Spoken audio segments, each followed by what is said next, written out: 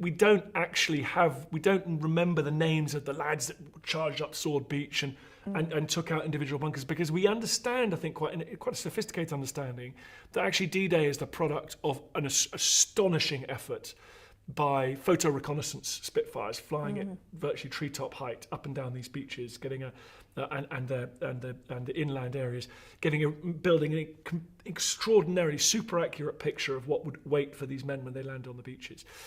We understand that X-Craft went ashore with commandos that would take samples of the sand and bring it back so people could identify what beaches would be appropriate for driving heavy tracked vehicles up. We understand that the intelligence around what units were positioned where. For example, Calais was much more heavily defended than the beaches of Normandy, with on the whole better units of the Wehrmacht, the German army. And I think, and then of course we all know about the famous counter-espionage, the news, the stories that were sold to the Germans to try and... The whole double agents. The double agents, yeah. the enormous effort that went into pretending there was a giant US Army group in Kent when it was all just made of rubber and styrofoam and plywood. And General Patton down there furious that he wasn't allowed to go on the initial wave of landings.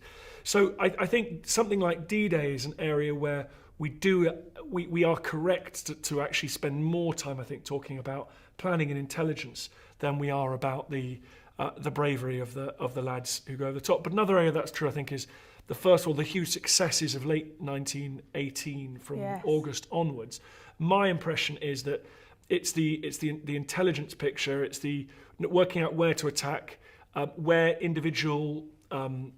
I'm going to define intelligence quite broadly here, but working out where individual German gun positions are, bringing down artillery fire on those positions with great accuracy, and then preparing units like the famous Midland Division when they stormed the Hindenburg Line.